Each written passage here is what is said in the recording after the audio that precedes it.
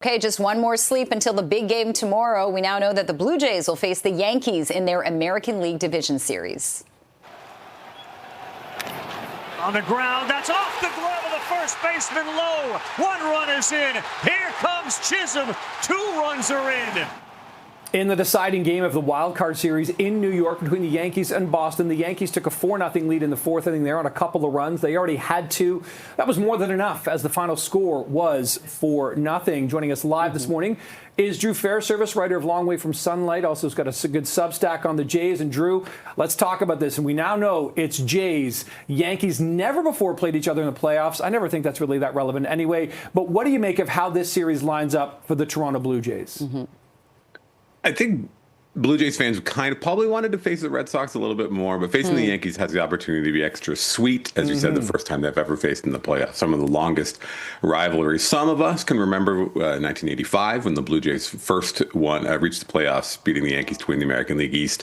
The Yankees are a difficult lineup. You don't want to have to face Aaron Judge 4 or 5 times a night, 4 or 5, 6, 7 games. That is a problem all on its own.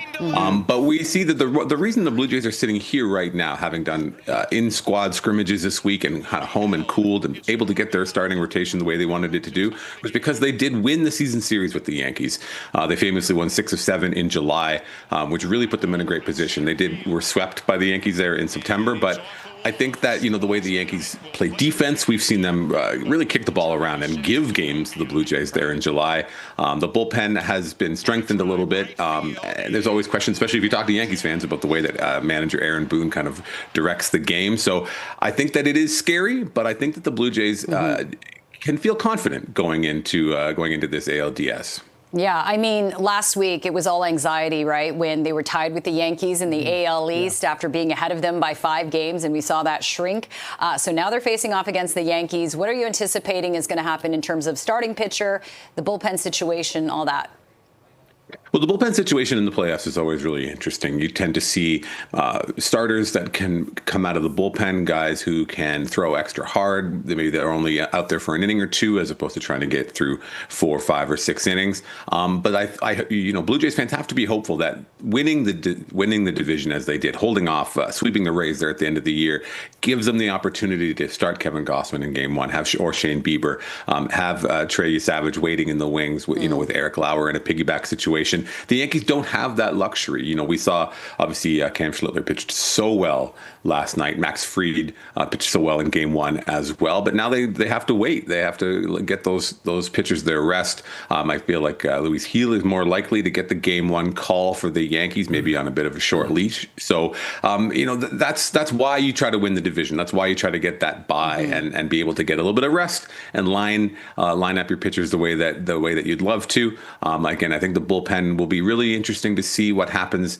back there when it comes to the Blue Jays, how they want to manage those games. There's been some questions about Jeff Hoffman. The team seems to have the utmost faith in him, but maybe you'll see Chris Bassett, provided he's healthy enough when they do announce the roster, that he might be able to come out of the bullpen, even if it's just to give them some length to get a few outs here and there. But the Yankees have a lot of high-powered guys back there, hard throwers, but they've been through the ringer this year a little bit, that Yankees bullpen. So Jays have to think that might be an opportunity to score some runs and win some games late. Yeah, you got to think there's a little bit of an advantage for the Jays going in just based on that rest and, like you said, restructuring and aligning their pitching lineup.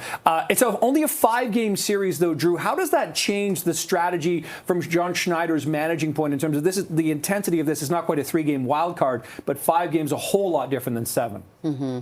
It is a whole lot different than 7, but that 5-game series means every game means that much more. And that's when I think you might see, the starting pitchers have a little bit of a shorter leash. You might be able to do that, go to the Chris Bassett at different times, go to even, we're not sure if Max Scherzer will make the roster or not. But again, using pitchers in shorter instances, using everything you got, throwing the kitchen sink at them. Because if you lose Game 2, everyone remembers 2015, of course, when the Blue Jays went down 2-0, but came back against Texas by winning those last 3 games, including 2 on the road. But that's hard to do. You don't want to put yourself in that position to have to win 3 in a row without having the ability to lose another. So that extra pressure in those short series is there. But I think what you'll see is them both teams pulling out all the stops and using every angle they have to try to win each and every game. Yeah, very quickly, Drew, we have to go, but interested to know the status of Bichette, how he might potentially fit in this series or not. I'm not confident personally. The comments are a little cryptic that are coming out, but it does look like, he is swinging the bat and throwing, but the running is the challenge with his knee. And if they don't have him, it's a loss. But I think we've seen the Blue Jays be able to cover off with a lot of players with a lot of positional flexibility.